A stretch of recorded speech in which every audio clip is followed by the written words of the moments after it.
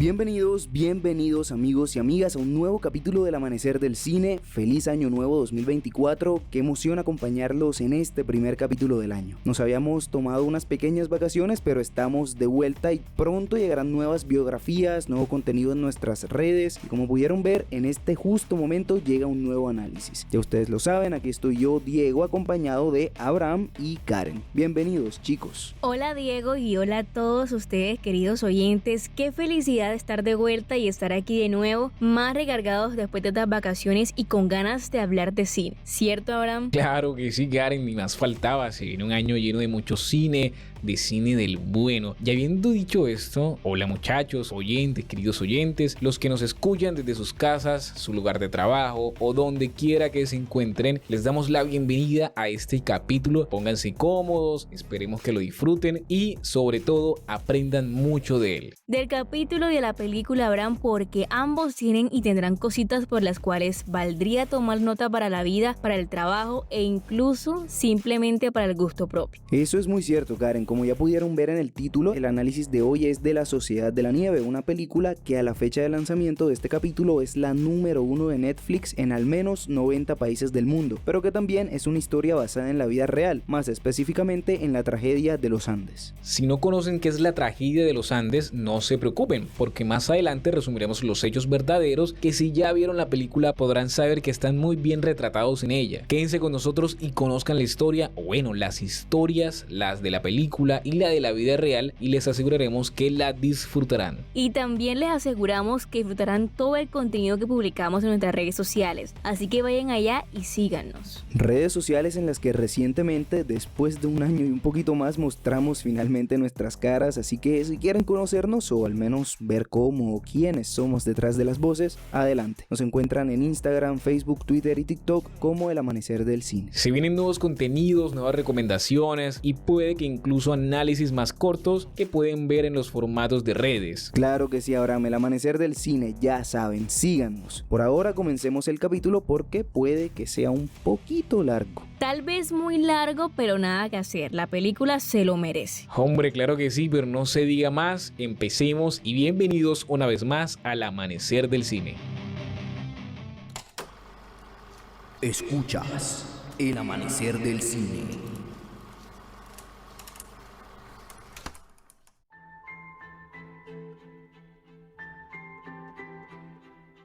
La Sociedad de la Nieve, sin duda una grandísima película recién estrenada en Netflix y convertida en tendencia por su historia. Y puede que muchos piensen y ya hayan dicho otra vez la historia de la tragedia de los Andes y también digan Hollywood no tiene historias nuevas que contar, pero esta película tiene ciertas diferencias y ciertas características que la hacen especial y que vale la pena analizar. Exacto, Abraham, la historia definitivamente no es nueva, ya se han hecho dos películas con ella, Supervivientes de los Andes en 1976 y Viven en 1977, pero ambas películas han desaprovechado una historia de tanta magnitud. La primera porque se centró en lo grotesco y la segunda porque fue más ficción que realidad, pero cuando llegamos a La Sociedad de la Nieve nos damos cuenta de todo el potencial que tenía esta historia, uno que va más allá de los hechos y está directamente relacionado con el aspecto humano. Y ese es el punto, Diego. De hecho, si no existiera el libro llamado de la misma forma, diría que el nombre de la película proviene de esto que nos comentas, de la importancia de las personas más que de lo que sucedió. Concuerdo con ustedes, chicos, la película es la más humana de las tres, es la que mejor representa la historia real y creería que es la razón por la cual es la más apoyada por los sobrevivientes. Pero dejemos esto de lado y hablemos y pongamos en contexto a los oyentes sobre la tragedia como tal. Claro que sí, Karen, resumamos en gran medida lo ocurrido y con base en eso, comencemos el análisis de la película.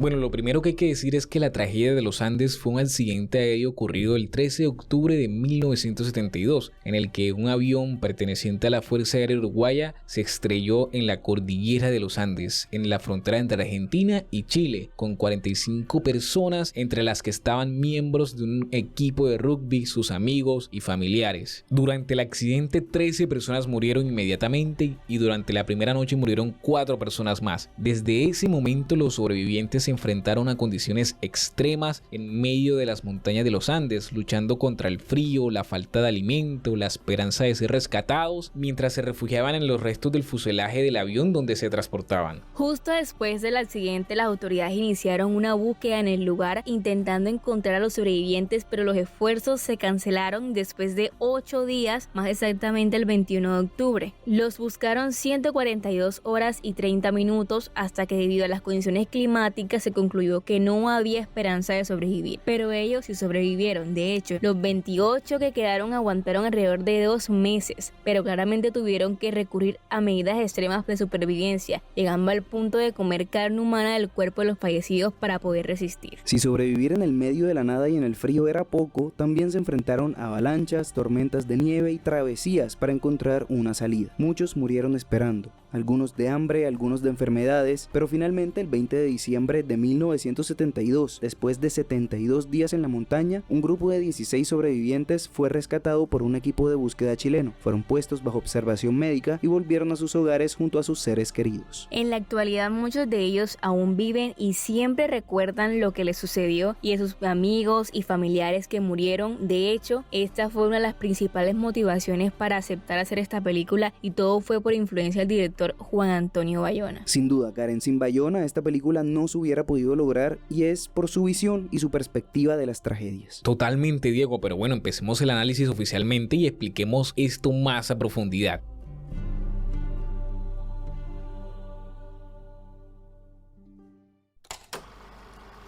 Dirección.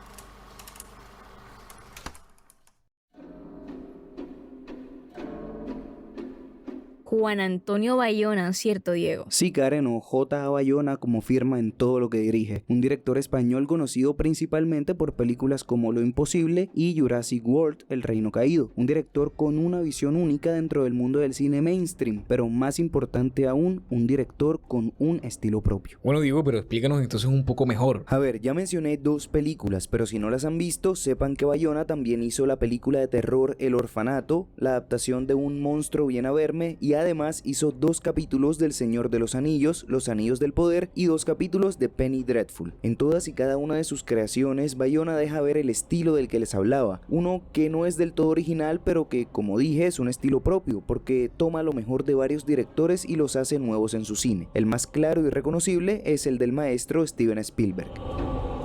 En las películas de Bayona, al igual que en las de Spielberg, predominan los dramas familiares. El orfanato es una madre que empieza a ver espíritus después de perder a su hijo. Un monstruo viene a verme es un niño tratando de sobrellevar la enfermedad de su madre. Lo imposible es una familia tratando de reencontrarse después de una tragedia. Y claramente, La Sociedad de la Nieve es un grupo de amigos que se convierte en una familia. No es coincidencia, solo decide hacer historias así y sigue los ejemplos de Spielberg, de quien por cierto aún les debo una biografía, pero pronto llegará. Aparte de los dramas familiares, Bayona toma de Spielberg algunos recursos cinematográficos que son muy notorios en La Sociedad de la Nieve. Por ejemplo, ya lo explicaba en el capítulo de E.T. cuando les decía que Spielberg muestra lo que sucede desde el punto de vista de los personajes, poniendo un énfasis especial en sus reacciones para generar magnificencia, dramatismo y suspenso. Y les ponía el ejemplo de Jurassic Park en la primera vez que muestran a los dinosaurios, cuando antes de verlos se nos muestra la reacción de sorpresa de los protagonistas y posteriormente sí vemos a los dinosaurios moverse. Bueno, lo mismo hace Bayona en muchas de sus películas. En La Sociedad de la Nieve es de las primeras cosas que sucede una vez cae el avión. Numa sale del fuselaje, mira hacia todos lados con la cámara viéndolo a él y luego es que se muestra el Valle de las Lágrimas con el avión escondido entre la nieve. También cuando Nando y Roberto llegan a la cima de la montaña y no ven nada aparte de los Andes. Para hacerlo se quitan las gafas y podría decirse que recrean la escena de los dinosaurios que ya les mencioné, pues en ella también se quitan las gafas de sol para poder ver bien y la razón es que, aunque sea algo ilógico, es algo que aumenta el drama y genera expectativas. Ahora bien, aumentar el drama no es convertir a la película en una telenovela turca o en películas como Sound of Freedom. Esas son producciones donde se apela a los sentimientos forzando la situación, sea repitiendo la escena, poniendo una toma larguísima del actor o actriz intentando llorar, o simplemente agregando música o sonidos que levanten sentimientos en el espectador, sino a un aumento del drama con sentimientos reales, con momentos que te hagan sentir en la piel del personaje en pantalla.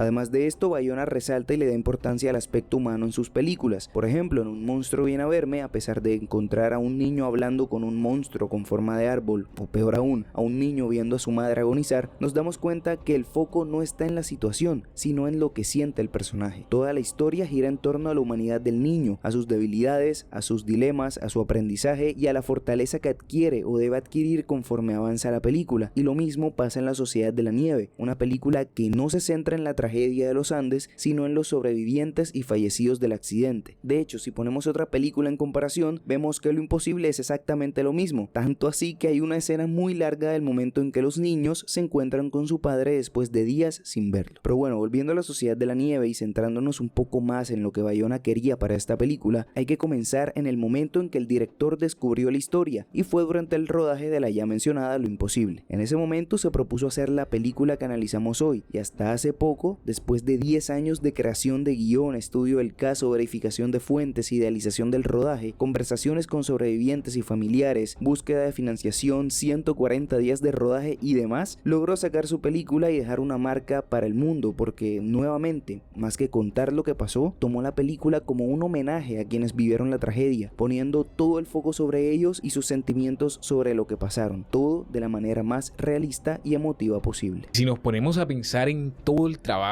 que tomó la película, definitivamente podemos notar que fue hecha con mucho amor. No cualquier director se enfoca tanto en lo que quiere lograr con una historia que no es completamente suya. Incluso ahora no cualquier director decide ser tan original con una historia que, como ya dijimos, se había contado en otras ocasiones. Exactamente, y eso es lo que hace diferente a la película, eso es lo que hace hermosa a la película, que incluso nos permite conectar a todos con ella, llegando al punto de sentir como un nudo en la garganta al ver esas escenas más fuertes o sentirnos ahí incluso. Es durísimo, la película en sí es durísima, pero creo que fue acertado, fue lo más real que se pudo mostrar. Como dijo Diego, fue tan real que el mismo director decidió grabar en la nieve, no de los Andes, pero la nieve, y eso terminó en enfermedades para los actores y demás. Puro compromiso, Karen, pero ampliemos esa info y contemos todo lo que tiene que ver con este grandísimo elenco, todo latino por cierto, y que nos encontramos en la película.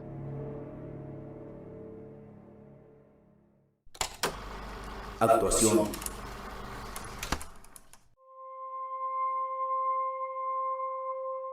Ok, Bayona fue el de la idea, pensó en la película, la organizó y la puso a andar, pero como en todo, no pudo hacerlo solo y dependió de sus actores y el resto del equipo. Por ahora, Karen, háblanos de los actores y de lo que hizo cada uno de ellos. Bueno, con los actores algo muy curioso pasó, y fue que una vez supe que eran latinos, me volví fanática de ellos y su interacción en Twitter, o bueno, X como se llama ahora. En fin, el punto es que muchos de ellos en esta red social han dado detalles sobre el rodaje de la película y lo que tuvieron que hacer para representar a los personajes reales. De hecho, creo que puedo mencionar por aquí porque la mayoría de los actores se puso en contacto con su contraparte en la vida real y tuvieron entrevistas con ellos, pasaron tiempo juntos y se encargaron de conocerlos a fondo para poder representarlos tal como en la realidad. Pero más allá de esto, que de por sí ya es bastante, los actores se pusieron casi literalmente en los zapatos de los personajes reales, porque como dijo Diego, el director quería que todo fuera lo más realista posible y por ende se los llevó a grabar en la intemperie. Subieron montañas, se golpearon, pasaron frío, bajaron de peso, algunos dejaron de comer y como consecuencia de esto muchos de ellos se enfermaron y sintieron el desgaste físico del rodaje que se realizó en orden cronológico. Entonces fue un trabajo muy grande el que realizaron, un trabajo que valió la pena porque dejó muy en alto a Latinoamérica en el ámbito actoral. De hecho, muy pocas veces se hace tendencia por su actuación y su aspecto físico un actor latino que tenga como primer idioma el español. Y creo que todos han visto que Enzo Boncricci, Numa en la película, es prácticamente el actor latinoamericano más comentado en redes sociales actualmente, superando incluso a actores ya establecidos con raíces latinas como Pedro Pascal, Jenna Ortega o la mismísima Anya Taylor-Joy. Entonces es algo que hay que resaltar.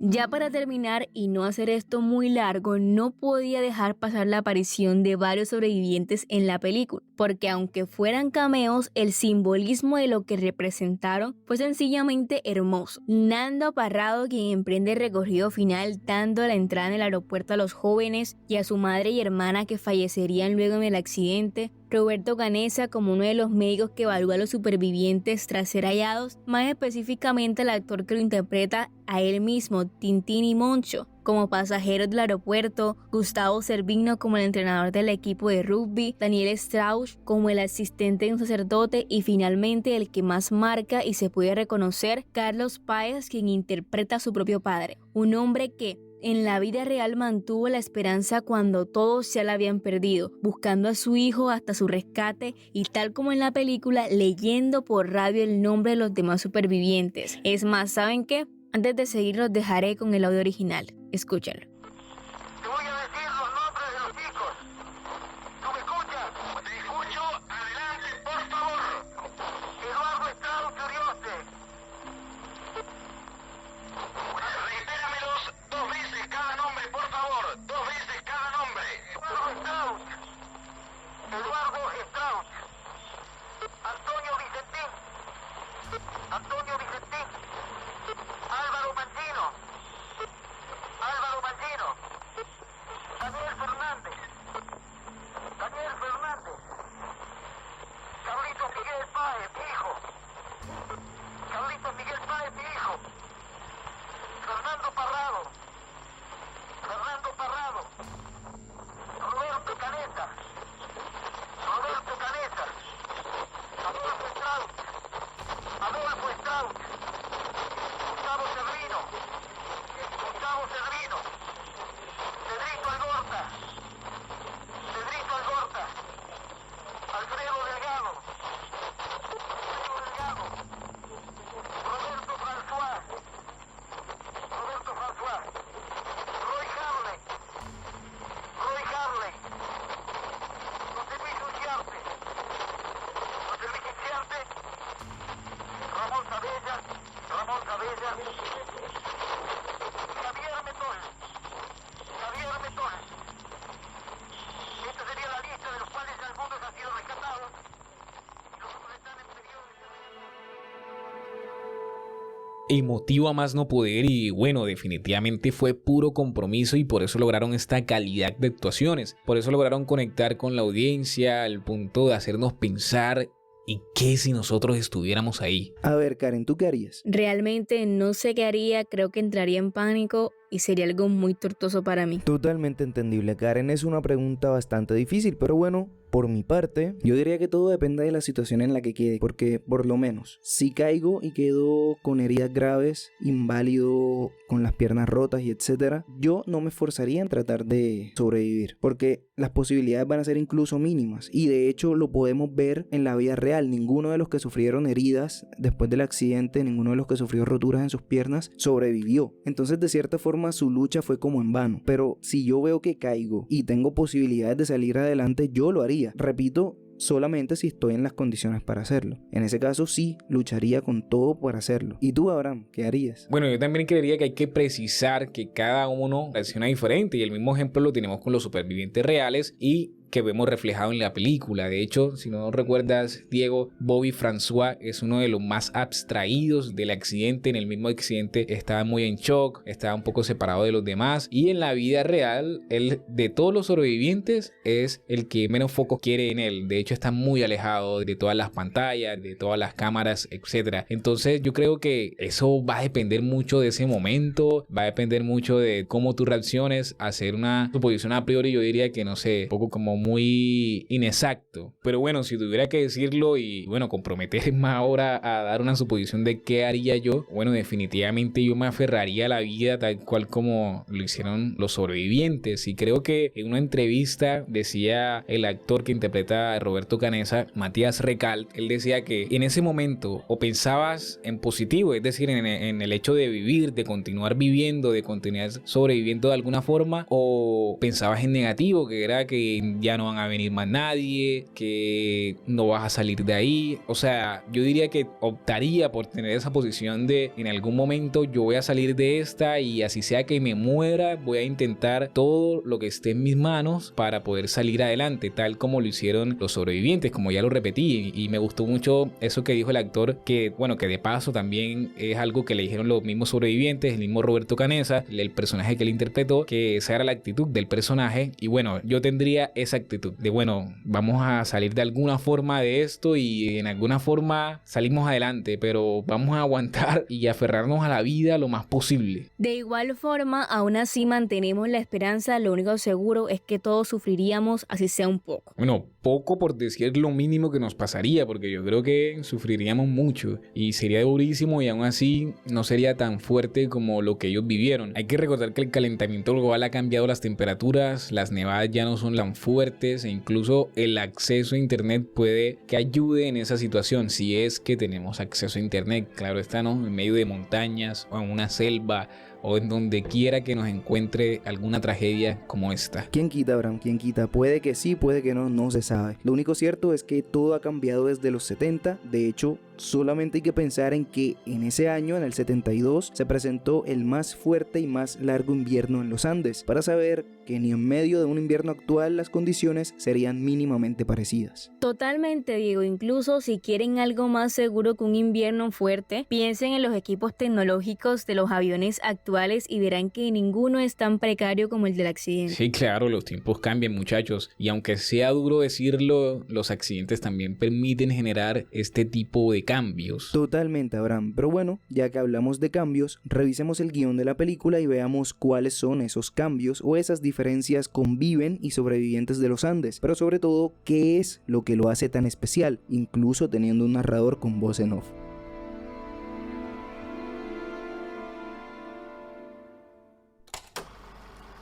Guión y desarrollo de personaje.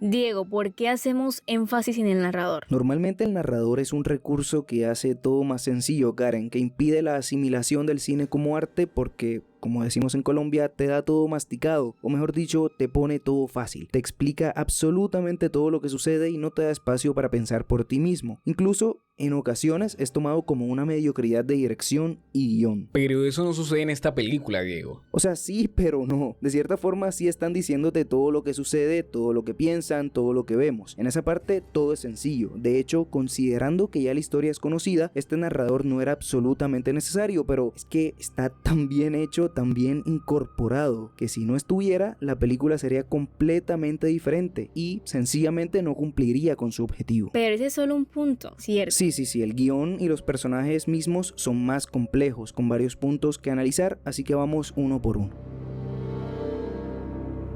Comencemos por el narrador. Como ya dije, el narrador es necesario para el guión de la película. Sin él se perdería el rumbo, se perdería el objetivo de mostrar lo que vivió cada uno de los personajes, se perdería la sensibilidad que hace diferente y especial a la película, porque es este narrador, esta voz en off hablándonos de cómo se siente cada uno, lo que evita que la película se quede solo en los hechos de la tragedia y trascienda algo más grande, a la unión, al aspecto humano y, más importante aún, a los personajes, porque es el narrador quien habla por todos los sobrevivientes y todos los fallecidos. Incluso la elección de Numa para ser el narrador, una persona que murió en la montaña y un personaje con gran importancia, marca esto que les digo, marca el objetivo y el tono que buscaba la película.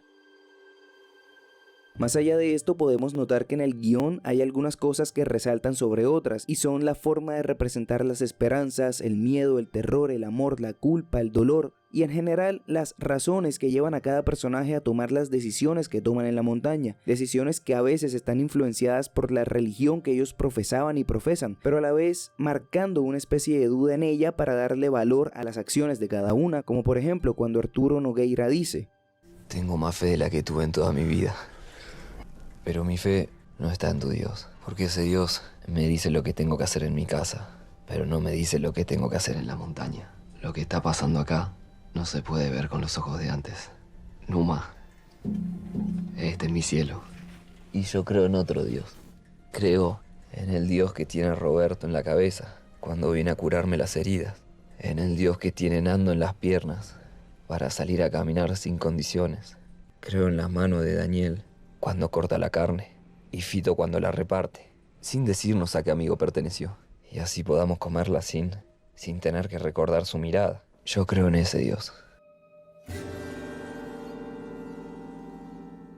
O incluso a las que no toman, como cuando discuten por comer carne humana o no, que al final, entre otras cosas, es lo que termina llevando a Numa a la muerte. Pero esto no es lo único, porque el hecho de grabar en Uruguay y representar su cultura también hace muchísima diferencia. El mostrar los juegos típicos de ahí o las conversaciones con el dialecto de los mismos actores. Todo tomó una gran importancia para el guión y el desarrollo de lo que pasa. De hecho, por poner un ejemplo, antes de abordar el avión hay una radio diciendo algo como: estamos a tantos grados de temperatura en Uruguay, preparen sus gafas para un día soleado y caluroso, y unos minutos después sucede el accidente y quedan en el frío de los Andes. A eso me refiero con la importancia del lugar y su cultura.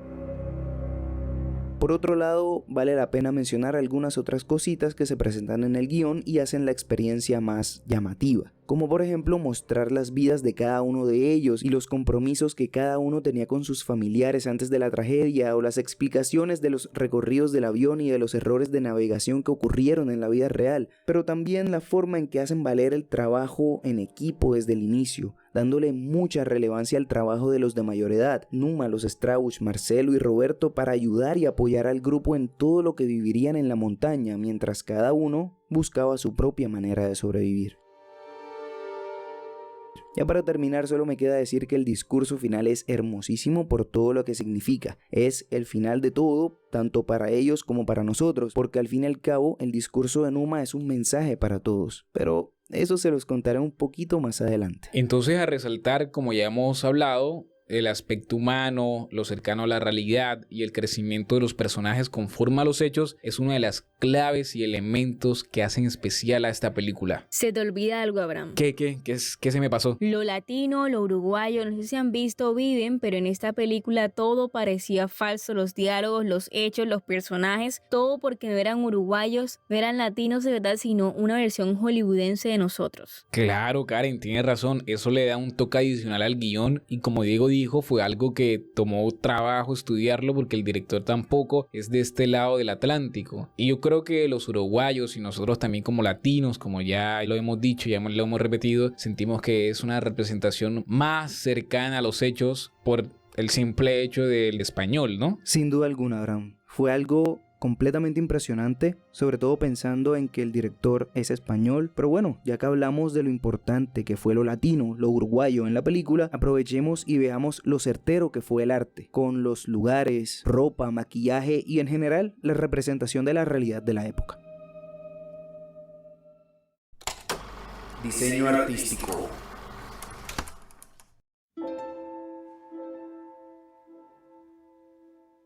Importantísimo este espacio, Abraham, para el análisis y para la película. Totalmente, es que sin esta parte no había tanto realismo en la película. Y bueno, podremos empezar con los efectos especiales, recordando que los fondos que vemos en la película, que vemos en las montañas de los Andes, son la mayoría editados. Todo esto se realizó tomando tomas tanto en dron como en helicóptero, como desde el mismo pie de la montaña de los Andes, del lugar del Valle de las Lágrimas, el lugar donde sucedió el accidente, y todas esas tomas que realizaron pues luego ya las juntaron con las tomas real donde estaban, que esa parte ahorita las explico. La parte donde está el fuselaje, donde están los chicos y donde actúan demás está en España, pero toda esa parte, esas imágenes son reales, pero por supuesto están editadas ya digitalmente. De hecho hicieron una aplicación del entorno que, Diego, se veía mucho como si fuera un videojuego, porque podían ellos manipular que si el viento, que si la luz del sol, que si cómo se veían las sombras. Eso lo lograron con imágenes satelitales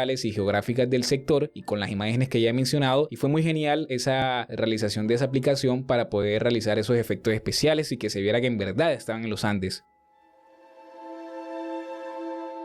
Como les decía, esa parte del fuselaje dañado donde estaban los muchachos compartiendo lo que estaban haciendo se realizó en España, y específicamente hicieron 3 fuselajes. El primero, que estaba más arriba del todo, en un lugar que se llama la Laguna de las Yeguas, que está en la provincia de Zamora en España, fue el lugar donde grabaron esa parte de la montaña, esa sensación de que ellos estaban en ese Valle de las Lágrimas con ese imponente Andes. Y he de decir, queridos oyentes, que se ve la montaña muy chiquitica en comparación a los Andes. Yo los invito a ustedes, hoy en este episodio o al final, ya que terminen de escucharlo, vean esa comparación de efectos especiales. Cuando meten la imagen de los Andes y cuando está la imagen de la Laguna de las Yeguas. Son incomparables. Los Andes son inmensos y bueno, la película nos da esa genialidad. El segundo fuselaje estaba en el parqueadero cerca de este lugar, de esta locación de grabación, cuando las condiciones en el primer fuselaje que estaba más arriba eran muy adversas. Entonces aquí grababan cuando el clima estaba muy fuerte, porque bueno, a pesar de que no era los Andes, es un territorio de nieve, de montaña, que hay que cuidarse también tanto a los actores como a todo el equipo de trabajo. Entonces tenían ese segundo fuselaje en el parqueadero para hacer esas escenas especiales, también escenas de helicóptero y demás. Y más abajo hicieron un tercer fuselaje en una esplanada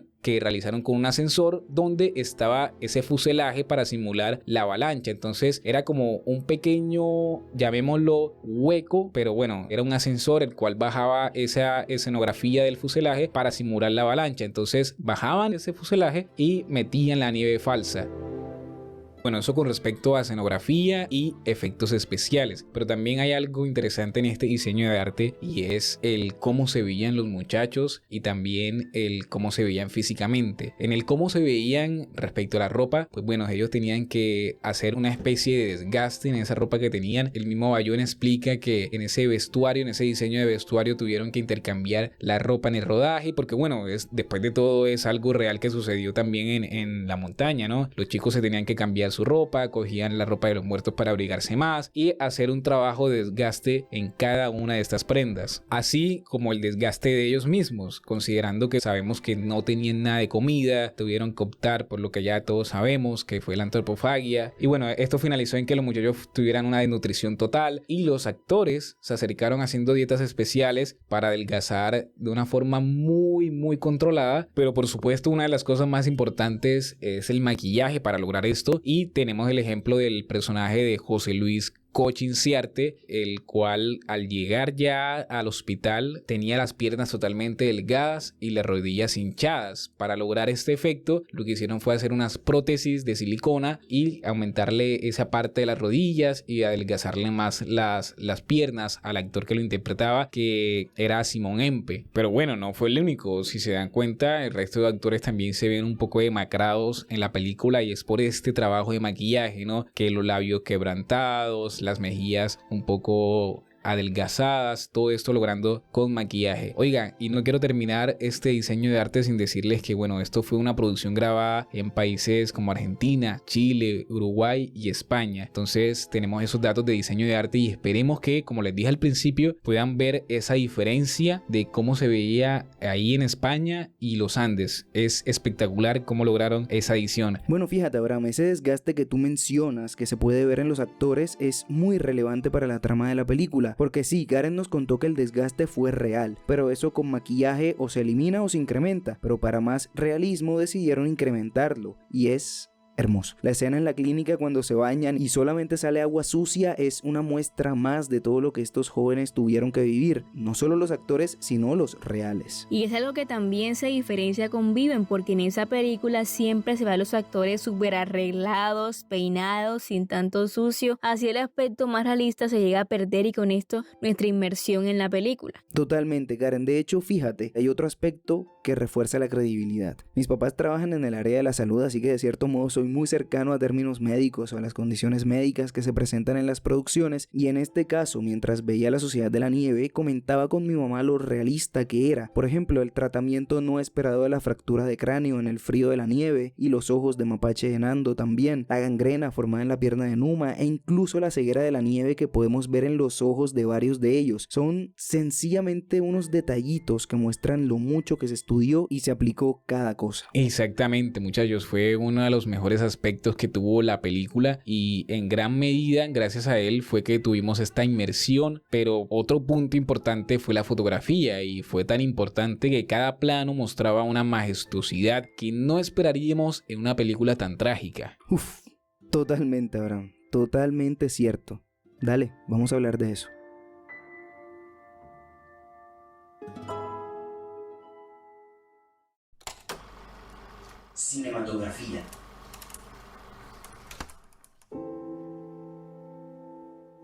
Oigan, pero yo debía haberme estrenado en la fotografía en esta película, porque puedo decir que he estado estudiando y en esta descubrí cositas, y como le comenté a Diego fuera de micrófonos, en esta película en especial miré mucho cada detalle me impactó mucho. En la próxima, Bran, te lo prometo. Esta no me la podía perder. Bueno, está bien, Karen, te escuchamos entonces. Cuando revisamos la fotografía, encontramos solemnidad, soledad, terror y muchas emociones presentes en la vida de cada ser humano, todo representado de una manera tan clara como abstracta. La Sociedad de la Nieve es arte, es una película meramente artística, y esto lo vemos desde la misma planeación de las diferentes imágenes que nos muestran a través de, claro, los storyboards realizados tanto por el director de la fotografía Pedro Luc como por el propio Juan Antonio Bayona. Ahora bien, el storyboard hizo mucho, pero las imágenes reales de lo que sucedió en la montaña fueron clave para lograr el resultado esperado a nivel fotográfico, sobre todo cuando recordamos que el rodaje no se dio en los Andes sino en un nevado en Canarias, por lo que había que ser muy cuidadosos con lo que se iba a mostrar tanto por exactitud histórica como por ahorro de presupuesto en efectos especiales. Pero lo más importante fue la transmisión de sentimientos a través de cada una de las imágenes que vemos. Comencemos hablando de lo más sencillo, las personas. Bien sabemos que lo ideal para personas es usar lentes neutros para evitar deformaciones, pero en esta película constantemente se utilizan lentes gran angulares para mostrar el grupo en general. Ahora bien, al hacer planos cerrados, el gran angular seguía presente, dando un panorama más amplio de lo que se podía ver, pero también creando una deformación natural en los actores que los hacía ver extraños. Además, si a esto le sumamos que muy posiblemente la cámara debía estar muy cerca de ellos, podemos entender la razón por la que en muchas ocasiones se ven incómodos. La decisión artística es bastante controvertida, pero no es única. Yorgos Lanthimos también utiliza esta técnica muy seguido y se naturaliza más sin necesidad de perder la originalidad. Cabe aclarar que esto no sucede durante toda la película y que lo normal de lentes neutros se deja notar en la mayoría de las escenas. Más allá de esto, encontramos los paisajes, encontramos los Andes. Real o no, la representación en imágenes fue perfecta y sin duda alguna fue magnífico ver la cordillera más grande de la Tierra en esta película y ver lo que se enfrentaron estos muchachos en la vida real. La inmensidad, la soledad que se sentía cada vez que nos ponían un plano general en el que se veían los personajes en medio de la montaña era enorme. La fotografía es clave para eso. De hecho, si no se hubieran hecho estos planos, la fotografía sería calcada a la de Viven, que está centrada en los personajes. Acá en la Sociedad de la Nieve, aunque sí hay enfoque en los personajes, también hay un enfoque en la montaña, dejándola ver incluso como un personaje más. Pero si pensamos en los paisajes, también debemos hablar de la iluminación utilizada. Una iluminación que en gran medida fue natural, pero que en ocasiones específicas fue controlada para generar diferentes sentimientos. El mejor ejemplo es cuando todos despiertan después de la primera noche, esa primera noche llena de frío que se termina cuando el fuselaje del avión se llena de luz del sol y los primeros rayos de luz les ofrecen la esperanza suficiente para decir estamos vivos. Esa luz del sol es muy poco probable que haya sido real, igual que la que encontramos cuando Numa despierta enterrado en la nieve después de pasar la noche a la intemperie. Son luces controladas que bajo ciertas condiciones simulan la realidad y transmiten lo que ellos sienten: esperanza y vida. Lo último que hay que mencionar es la exactitud con la que se recrearon las fotografías, fotos que son calcadas y muestran la realidad, mientras dan un contexto y hacen entender al espectador la forma en que los personajes y los jóvenes en la vida real naturalizaron la situación con la que se encontraban. Eso fue sorprendente, Karen. Sin duda, la fotografía es bellísima y es uno de los aspectos que más resalta en la película, con planos y escenas muy fuertes. Por ejemplo, ¿cuál fue tu favorita? Es una pregunta muy difícil, Abraham. Realmente hay muchas escenas buenas, pero yo diría que mi favorita o la que más me gustó fue el final. Fue todo el discurso final que da Numa. Y precisamente por todo lo que significa, no solamente para la película, sino para la vida real. De hecho, si comparamos lo que nos muestran con lo que pasó después en la vida real, podemos entender que toda la aceptación que tuvieron estos jóvenes en el momento del rescate, en unos meses se fue a la basura solamente porque todos decían decían, están comiendo carne humana, comieron carne humana, fueron caníbales y etcétera, y entonces los empezaron a juzgar. Entonces fue como una crucifixión que les hicieron, fue como recibir todos los juicios del mundo después de haber sido alabados solamente por sobrevivir, después de haber sido llamados héroes. No sé, siento que es una de las escenas más fuertes, más impactantes, tanto para ellos y su legado, como para nosotros y lo que pensamos de ellos. Y al mismo tiempo, claramente, porque es en esa escena donde recibe todo el mensaje de la película que les diré más adelante. Pero no sé, simplemente creo que es de las más impactantes y de las más realistas que podrían haber. Y la tuya, Karen, cuéntanos de tu escena favorita. No tengo una, sino que considero todas las escenas donde salen en forma de cameos los sobrevivientes originales de la tragedia. ¿Y la tuya, Abraham? Bueno, la mía también está relacionada con este tema de comer carne humana, ¿no? Pero más allá de eso, yo creo que esa escena donde Roberto Canessa ya llega a la civilización, ya se sabe vivo, ya se sabe rescatado, entierra esos pedacitos de carne que le quedaban como, bueno, para seguir caminando, seguir teniendo energía, los entierra y le hace un pequeño ritual, una pequeña oración, se arrodilla y da gracias. Yo siento que es una escena que nos demuestra que esta tragedia, que este hecho histórico pasa más allá de simplemente el hecho de que los muchachos tuvieron que optar por la antropofagia, que tuvieron que comer cuerpos humanos, y es como una demostración que nos da al público y a todos en general que todo esto que vivieron pasa más allá de simplemente, como muchos medios lo dijeron en su momento, de que eran caníbales. No, creemos que no perdieron esa humanidad con ese simple acto que hizo Canessa de listo, aquí termina todo. Entonces esa escena nos muestra que pues ellos no perdieron su humanidad, simplemente las circunstancias los llevaron a hacer lo que hicieron, y como ya le hemos dicho, ¿qué hubiéramos hecho nosotros? ¿Qué hubieran hecho ustedes? Es un tema simplemente circunstancial y que bueno, les tocó vivir eso, y me pareció súper bonito esa escena, que siento que cierra esa parte de la película y esa sensación de listo, aquí termina todo, pueden descansar en paz, amigos. Abraham, definitivamente una escena muy sentimental y una escena que habla mucho de la realidad. Claro que sí, Diego, es la realidad hablando, y creo que por aquí podemos notar que a todos nos gustó mucho la película. Definitivamente, Karen. De hecho, creo que hablo por todos al decir que es nuestra ganadora a mejor película internacional de los Oscar, ¿o no? Nuestra elección, sí, pero siendo realistas, tiene pelea, Abraham. The Zone of Interest tiene buena pinta y es una historia un poco más original. Yo apoyo a la Sociedad de la Nieve, aquí todos apoyamos a la Sociedad de la Nieve, pero en lo personal soy un poco más realista también. Bueno, muchachos, ya que hablamos de la fotografía, nos falta un par de puntos para analizar, así que sigamos.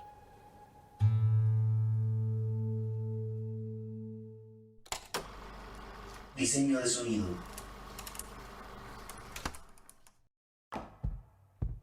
En algún momento hace algunos capítulos hablábamos de los mejores compositores que existen, y efectivamente Michael Giacchino está entre ellos. Pero lo mejor de todo es que es de los más jóvenes y de los más talentosos. Abraham, cuéntanos más de él y de lo que hizo en La Sociedad de la Nieve. Bueno, ya lo dijeron ustedes, Michael Giacchino es uno de los mejores compositores, y para decirles un poco de su trayectoria en el cine, le ha hecho parte de producciones grandes y exitosas. Una de las primeras que podemos decir es Lost, que ganó de hecho mejor banda sonora en 2005 en los Emmy. También participó en Los Increíbles, en Misión Imposible 3 y Misión Imposible Protocolo Fantasma, en Star Trek con J.J. Abrams, en Ratatouille, en Up, que de hecho fue ganador del Oscar y el Grammy a mejor banda sonora, y en el Grammy fue a mejor soundtrack, en Rogue One de la franquicia de Star Wars. Estuvo también en Spider-Man Homecoming y No Way Home, la primera y la última, y también en The Batman. Entonces estamos hablando de un compositor muy recorrido y con una experiencia vasta en películas, como ya lo dije, exitosas, y de proyectos que han quedado en la memoria de muchos. Entonces, ya yéndonos a la realización de esta banda sonora, tenemos que crear 29 tracks, de los cuales he hecho una selección especial porque bueno, no podríamos analizarlos todos, haría muy largo el capítulo. Entonces es una selección especial para que tanto los oyentes como nosotros aquí en el podcast puedan disfrutar de estas piezas y ver algo que de pronto no hayan visto, o escuchar en este caso. La primera de ellas es Living Home, que vamos a decirlo de esta forma, y es uno de los temas principales que escuchamos alrededor de la película, pero con diferentes cambios, pues bueno, depende de cada momento, ¿no? Entonces Living Home es ese tema principal que vamos a escuchar en la mayoría de la película. Luego hay un tema que me gustaría que también escucharan y cerraran los ojos para que sintieran un poco ese momento de tensión que tal vez sintieron los sobrevivientes. ¿Y por qué lo digo? Porque bueno, fue algo de mucha inmersión y es Crash. Este track en específico, muchachos, es de mucha tensión y si usted cierra los ojos y lo escucha con audífonos, créame que va a sentir un poco de tensión y va a sentir un poco de repelús al reproducirlo. Este es el track que suena un poco después cuando ya los chicos chocan y quedan, pues bueno, gritando y buscando a sobrevivientes. Luego hay uno que es interesantísimo y es Alien World, y este lo escuchamos la primera vez que uno de ellos sale del fuselaje en el día y ve la inmensidad de los Andes.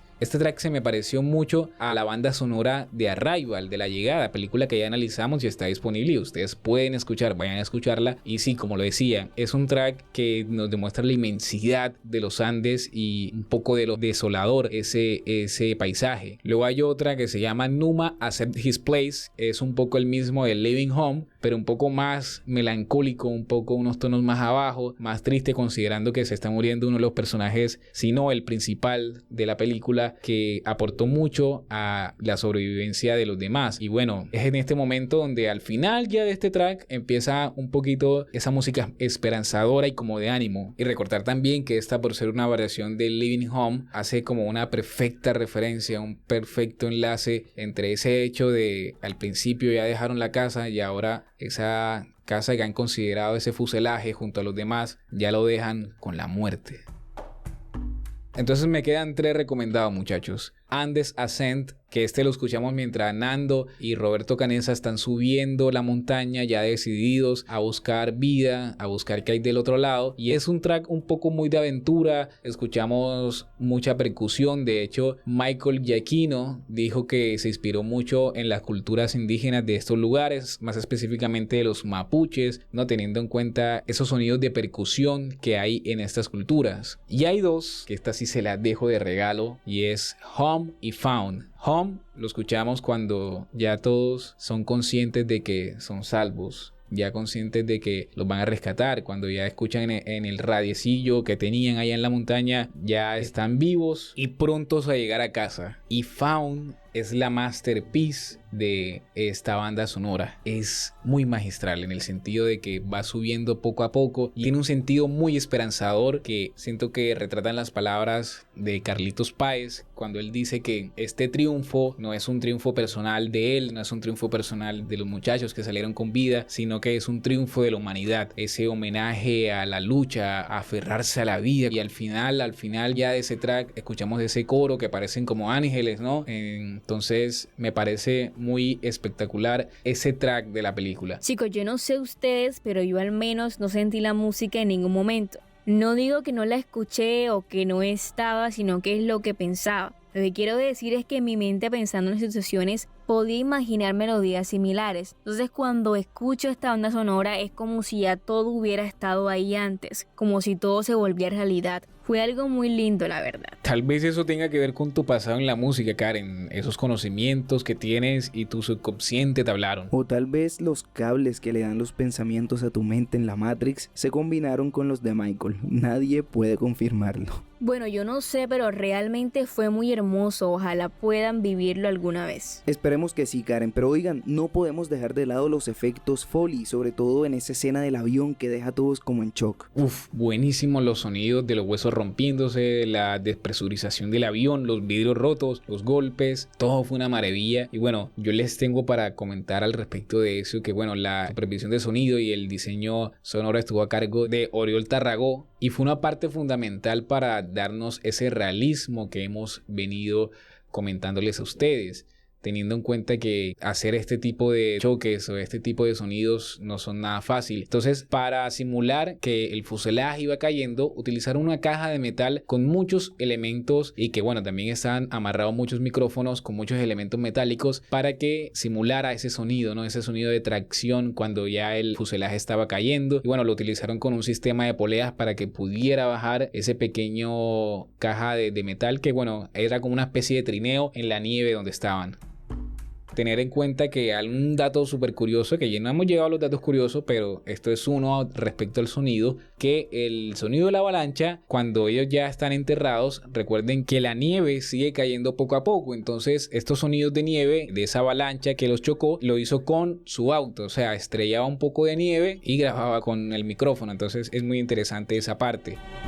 Algo muy importante que también dice él es que cuando no había viento en los Andes, según lo que le comentaron los sobrevivientes y su experiencia personal, porque el equipo también, como dijimos, fue hasta los Andes para hacer ciertas tomas, también fue el equipo de sonido y grabaron ese silencio de los Andes, ese silencio estremecedor que imagínense ustedes en la inmensidad de una montaña sin ningún tipo de sonido, como de abrumante debe ser. Entonces dijeron que muchas partes de la película está en silencio. Real, pero bueno, ya, digamos con una última sección, el montaje. Uno que de cierto modo también fue muy explicativo y sencillo, tal como la narración en el guión, pero que genera mucho en los espectadores. Montaje.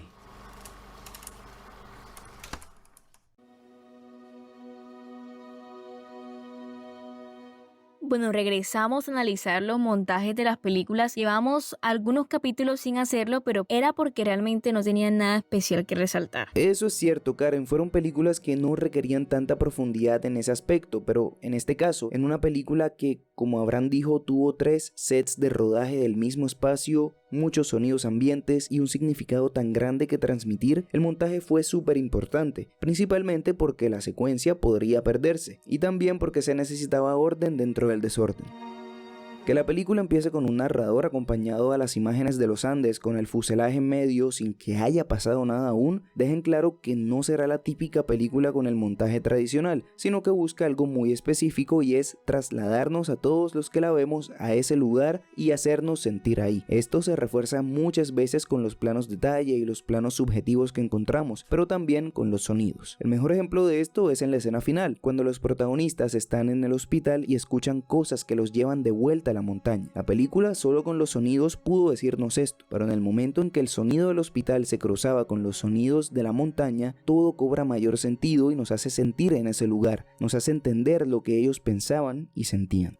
El montaje simplemente se esforzó en resaltar lo mismo que el guión y la película en general, el aspecto humano de la situación, claramente nutriéndose de otros aspectos que permitían el entendimiento de la película. Claro, Diego, y es que podría decirse que es en el montaje en el que se une todo lo que ya hemos hablado, la fotografía, el sonido, la música, etcétera, etcétera. El montaje en sí mismo es el que permite que la película exista, pero no podría existir sin todos los demás elementos. Fíjate, Abraham, ahora que mencionas eso, es gracioso porque ese precisamente es el mensaje que deja la película, ¿cierto, Diego? En términos generales sí, pero si lo tomamos más a fondo podemos encontrar varios más. Claramente la película le ofrece una importancia gigante al trabajo en equipo. Sin eso los jóvenes no hubieran podido sobrevivir ni en la película ni en la vida real. Por eso una invitación de la Sociedad de la Nieve es a dejar el individualismo de lado, apoyar y apoyarnos en otras personas, sea en nuestro trabajo, en nuestro diario vivir o sencillamente en nuestros sentimientos, tal como Numa hizo cuando estaba a punto de morir y lloró junto a su amigo.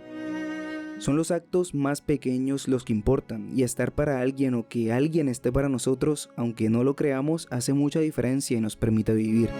En el libro en que se basa la película hay una parte que dice: si no se cuenta lo que sucedía dentro de nosotros, no se descubre la humildad que es la esencia de la historia, y es la esencia de la historia de ellos, pero también puede ser la esencia de la historia de todos nosotros, una historia que está lejos de acabar y que en la película nos invitan a disfrutar, a luchar por ella, a mantener la esperanza, simplemente a vivir probando nuestros límites, aún si la situación es desalentadora porque, como dicen muchas veces, estamos vivos y estamos aquí.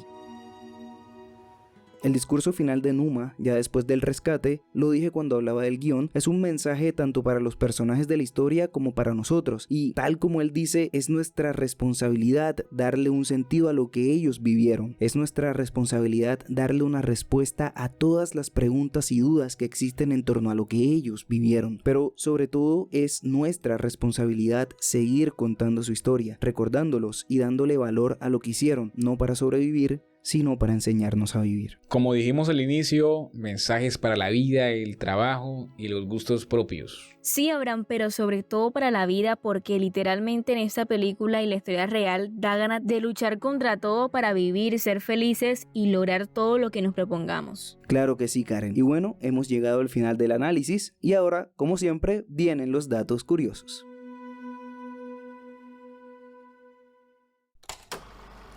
Datos curiosos.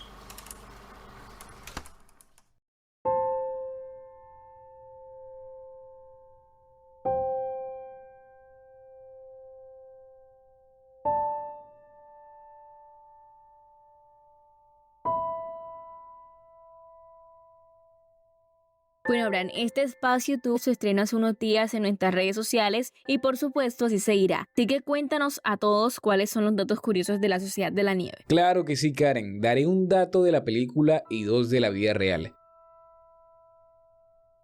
El primero de ellos es que cada 22 de diciembre los sobrevivientes se reúnen para celebrar lo que llaman el Día de su Renacimiento. Después del accidente todos tuvieron vidas en paz y fueron exitosos profesionalmente. Por ejemplo, Roberto Canessa volvió para terminar sus estudios de medicina y hoy es doctor con estudios en cardiopediatría. Fernando Nando Parrado se convirtió en piloto automovilístico, presentador de televisión, orador motivacional y empresario. 2 de los sobrevivientes ya fallecieron, el cual fue el Javier Metol, el que fue esposo de Liliana, falleció en el 2015 por cáncer, y José Luis Inciarte, que falleció el año pasado en el 2023. De decir que José Luis, el coche Inciarte, tuvo la oportunidad de ver la película gracias a Bayona. El segundo es que la inversión para este proyecto fue de $66 millones, por lo que se ha convertido en la película española más costosa de producir en la historia, solo por encima de Agora de 2009, que tuvo una inversión de $55 millones. Y el tercer dato curioso que tiene a mucha gente teorizando en estos momentos es que a 21 kilómetros al este de donde se encontraba el accidente había un hotel que se llamaba Hotel Termas, lo que deja en duda y tiene a las personas preguntando qué hubiera pasado si los muchachos hubieran pasado por ese lugar, se hubieran salvado más, se hubieran salvado de otra forma. En fin, es algo que nos quedará para la historia, pero ahí estaba ese hotel que en estos momentos se encuentra en ruinas. Esos fueron los datos curiosos de esta ocasión. Les recordamos que podrán ver estos datos con imágenes del tema y de la película e incluso viéndonos a nosotros solo en nuestras redes sociales. Recuerden que en cada una de ellas nos encuentran como El Amanecer del Cine.